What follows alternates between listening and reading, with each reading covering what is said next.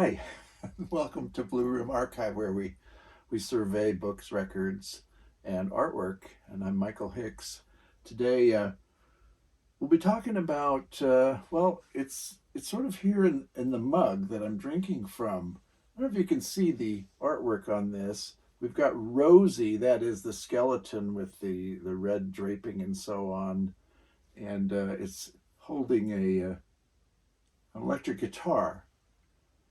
This is a mug from the Grateful Dead collection. And we talk about the Grateful Dead, but Grateful Dead artwork primarily, or related to artwork related to the Grateful Dead. Now, I have a confession to make right now. Most of you watching this have probably heard more Grateful Dead music than I have. I never saw them live. I have some of the recordings from their first album to another album or two we'll be looking at later. And this album too, that I'll explain in just a second. The closest I got to seeing them was this event.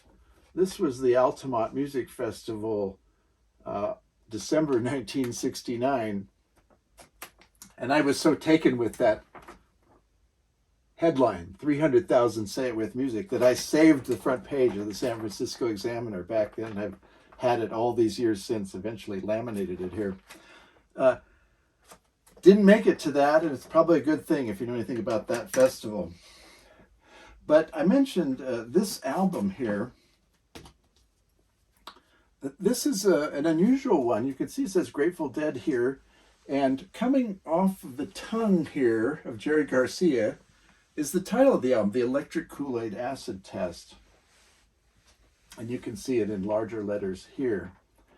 Well, stay with me here, because I have something that connects to Electric KoolAid Acid Test and to Grateful Dead. And it's this piece of paper. This is something that none of you has, I dare say. These are notes from a conversation I had on the phone with Faye Kesey, Ken Kesey's wife, in 1995. And we'll talk more about that at the end of this, because I have to say something about these letters here, PHO. I use those when I'm doing phone calls for research. If I'm phoning out, I write PHO. If I get a phone call in, it's PHI. How that connects to the Grateful Dead, I'll explain at the end. How was I talking to Faye Kesey, and how did that happen? Why did that happen? Well, let me jump back to high school days.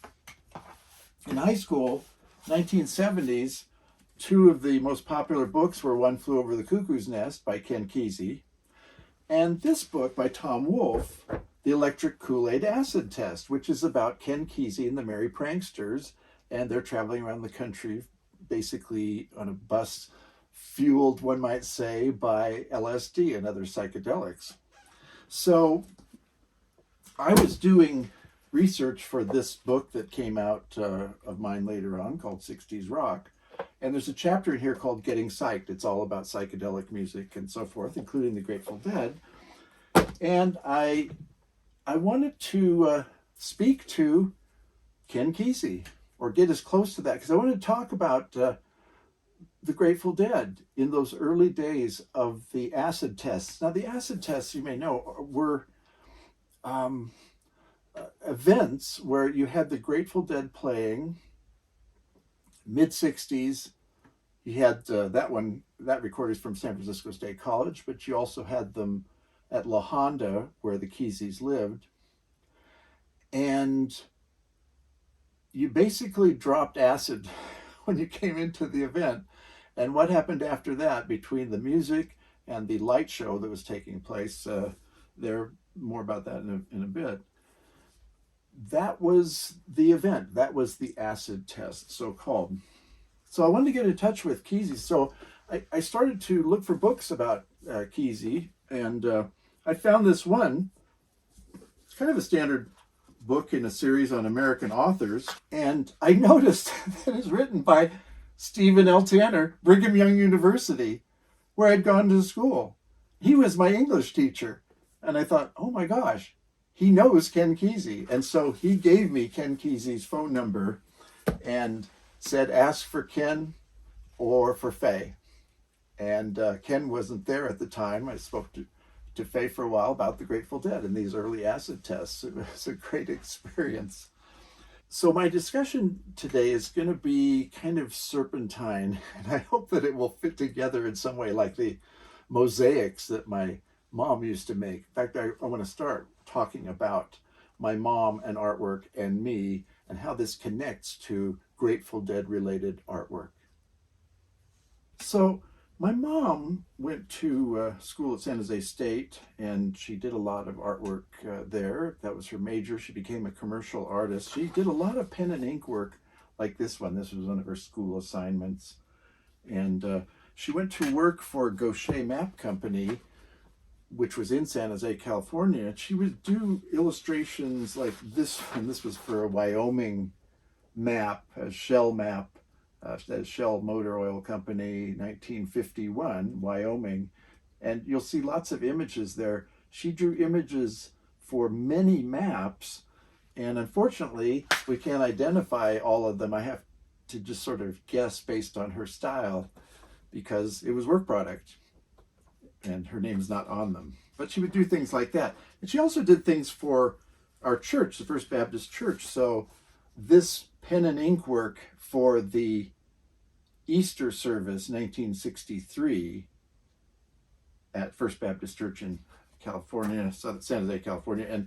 And then here's one. She was drawing this, another Easter image here. So we've got this of the manger, and then the cross, and then the crown up above. But you can see the beautiful ink work on that. So I was sort of raised with that. I love the cross hatching of pen and ink, and I got into that myself. I was also very interested in cartooning, not just from reading the funny papers, but I really liked Murphy, the character in Surfer magazine. My brothers used to get the magazine, and I loved this character and little cartoon strips and images of him in the magazine. But I can show you one image of him because this is the connection into Grateful Dead artwork.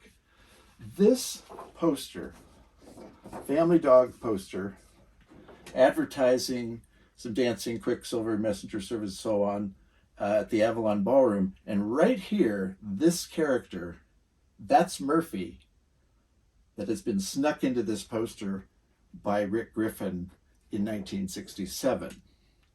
Now, I'll point out to you that one other thing that you won't see elsewhere, I own the original transparencies, the films from which the plates were made for that. So the original film here with Murphy, I don't know if you can see him there in that panel. So come 1968, I'm getting into that kind of artwork, the psychedelic artwork, also into R. Crumb artwork, believe it or not, the early issues of Zap Comics. And so this was a drawing of mine of one of our neighbors who really deserved to be caricatured. And I did a character, Norton the Yippie, for our high school newspaper. And here's a comic strip talking about the moratorium in 1970. Our junior high art assistant, her name was Marty, and she thought I had some talent. And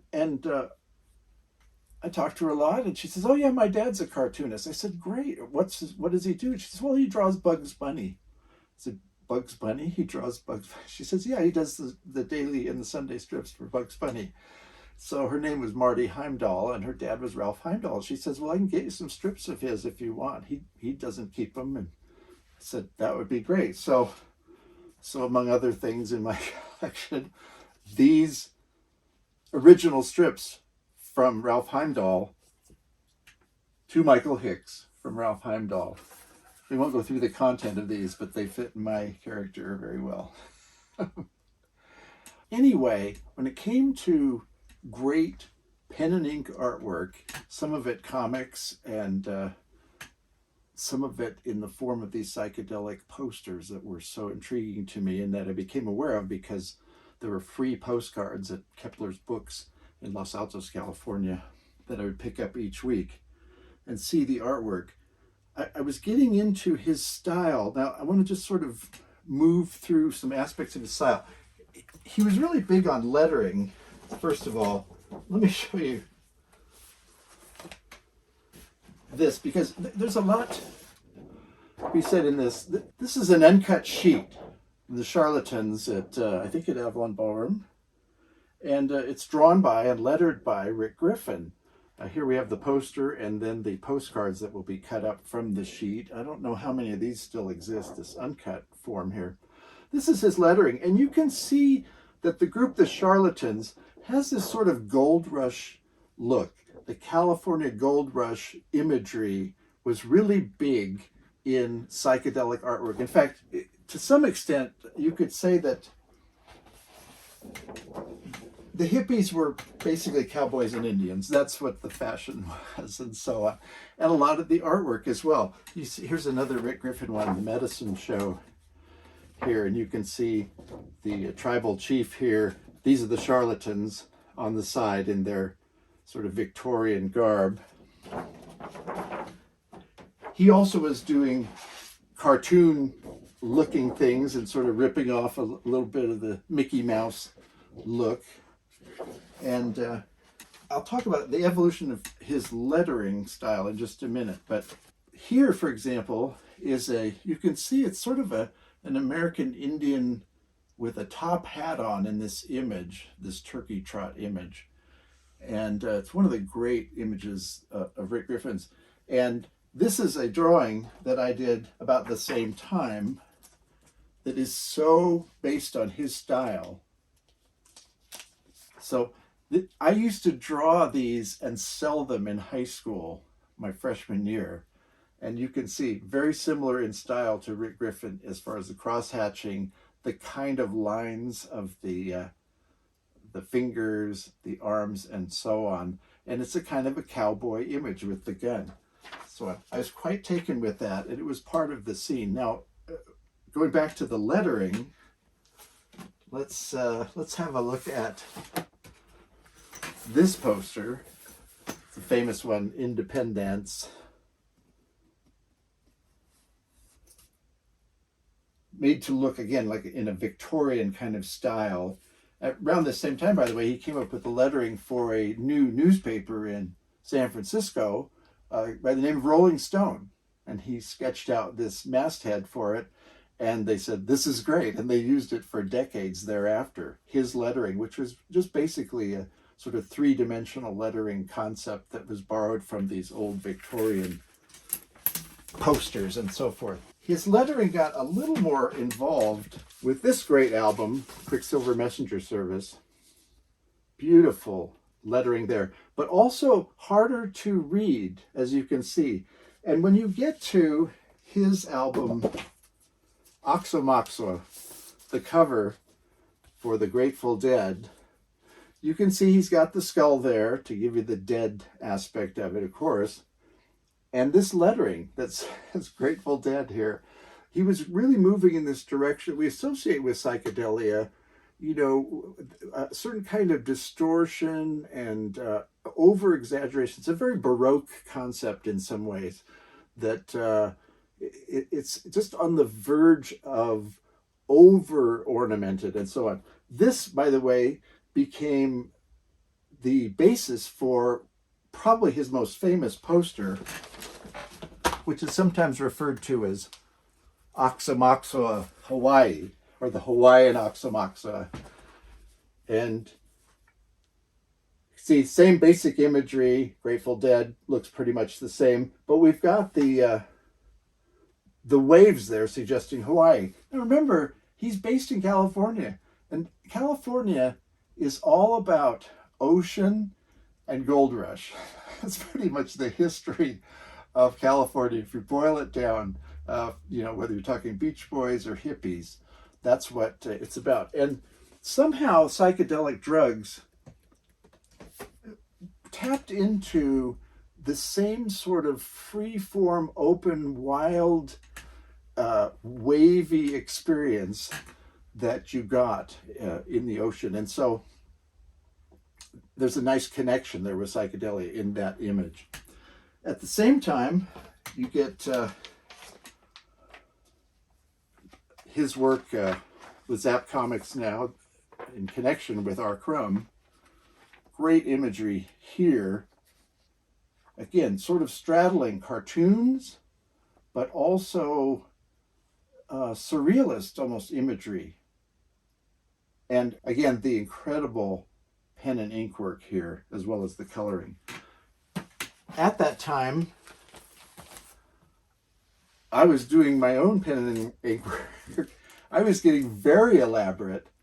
And this is the national award-winning drawing for Parents Without Partners in my age category, still heavily influenced by Rick Griffin in that pen and ink work. And by the way, here is his pen and ink work as a lead up to what became that mug I drank from at the beginning. Drawn on transparency here, and you can see more clearly the image he was working with the skeleton, the red cape in this case, the scythe at the bottom, and the electric guitar being held up in the left arm. Beautiful image and unique. This is the original artwork.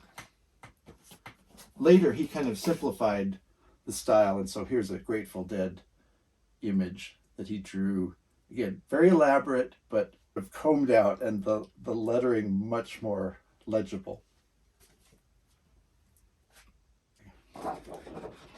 Now, even as early as 1967, this was understood as a bona fide art revolution.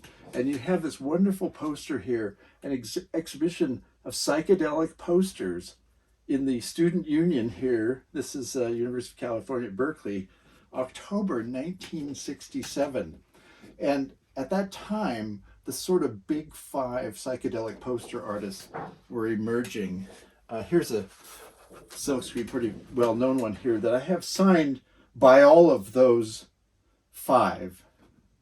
There's the pre-printed, and then they've actually done their own signature. So Victor Moscoso here, who is still alive, Rick Griffin, who died tragically early 90s, probably 46-ish years old. Alton Kelly, who passed away maybe 08 or so. Wes Wilson, who died just in 2020. And Stanley Mouse, who is still alive. I think the oldest of the group. No, he's up there. He's over 80. Wes Wilson is my go-to guy. And the one I want to feature here, maybe bring us a little bit back into the sort of the core of the Grateful Dead archive.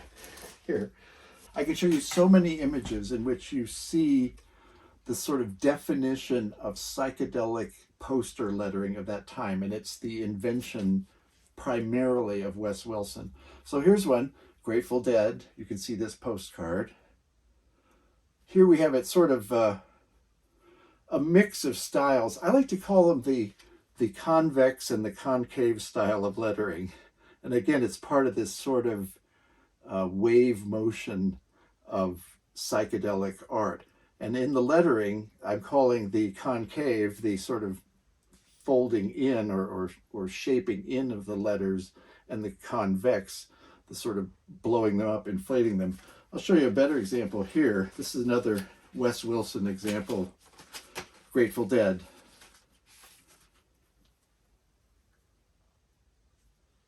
That would be the convex to me. This would be more the concave look. Here, here's another one featuring Grateful Dead.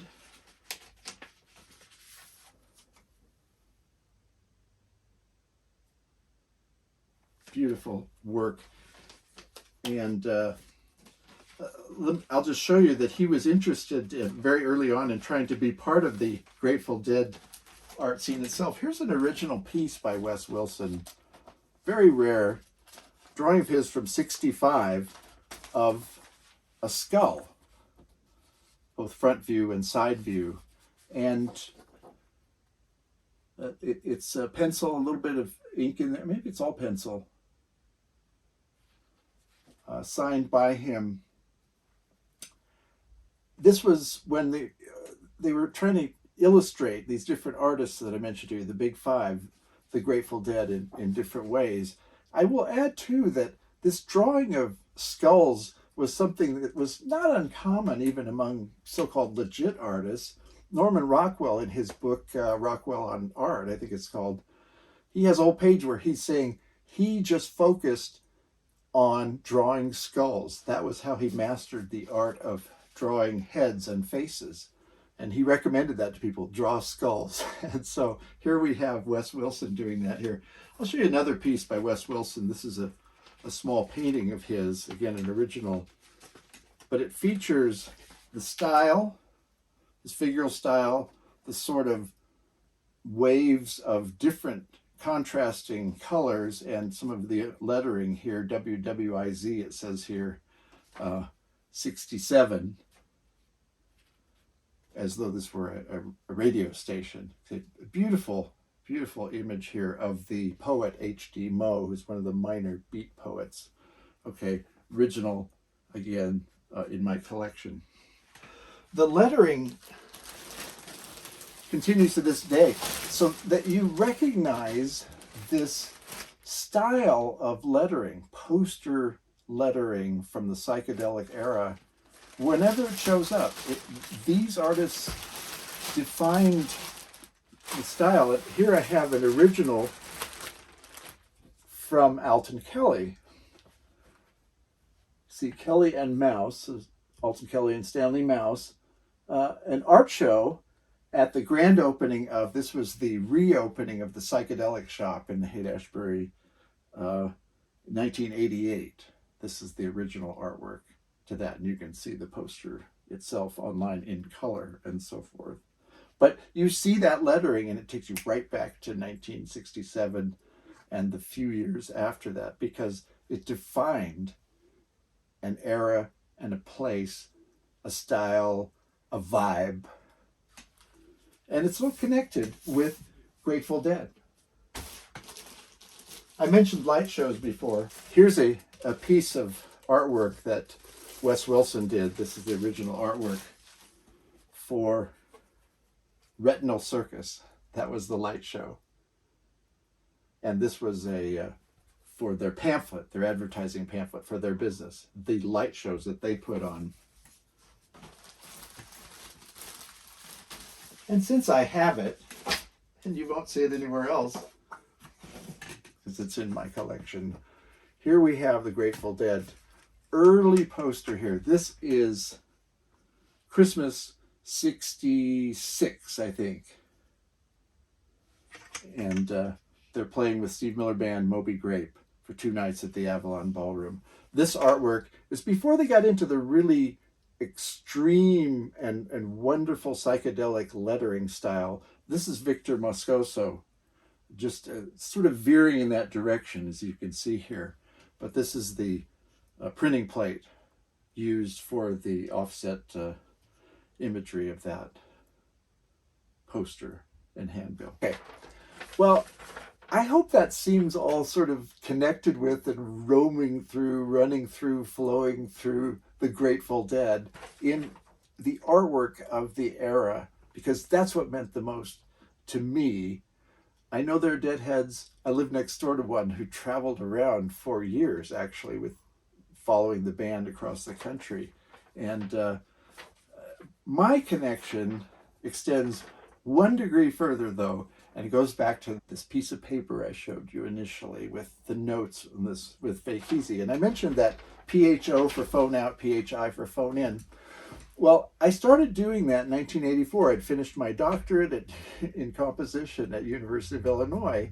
I didn't have an academic job. Pam and I moved back to the Bay Area in California, and I was looking for part-time work because I had to tend kids part of the day, and she had her own part-time job. And so I got a part-time job at Swain's House of Music in Palo Alto, California. And one of the things that Pauline Swain had all of us do who worked in sales there was if we made a phone call out, we put PHO, and if we got a phone call in from a customer, PHI. And I've used that ever since. But the connection with the Grateful Dead is that she, Pauline Swain, and Swain's House of Music, used to lend them instruments in beginning 1961 when they were the Warlocks still. And Jerry Garcia would come in. She liked to help young people out who were doing music, and she gave them good deals on rentals or just loaned them things. Sometimes they rehearsed in the store and so on. And so I actually got a part-time job in the store where the Grateful Dead, prior to becoming Grateful Dead, actually, I shouldn't even say prior to, because Jerry Garcia actually, according to Pauline Swain, asked one of the secretaries there, so how do you spell grateful? Is it Greatful or Grateful? And the secretary said, if this is your name, you're never going to get any jobs. So I learned my notation for phone calls from Pauline Swain, who lent instruments to Jerry Garcia and the Warlocks beginning in the early 60s at Swain's House of Music, where I worked in 1984 through 85. Well, I hope that this has not been a too psychedelic and surrealistic and wavy and jumpy a podcast for you, but I wanted to share some items that I had and kind of show you how the Grateful Dead and that whole conglomeration of groups, of music, of culture, and particularly of artwork, infused my life and drew me from my parental art heritage in comics and line drawing and so on into my own work and my own collection. And I'm going to go refill some things from this. I'm going to go get another drink in my mug. Nice to see you. Next time, I'm not sure what we'll be talking about. It might be the Beach Boys and Capitol Records and Brigham Young University, or it might be Frank Zappa, who I was on a program with in 1984. He was the keynote speaker, and I was another speaker on the program. Not sure yet, but look forward to that broadcast. It will be great. See ya.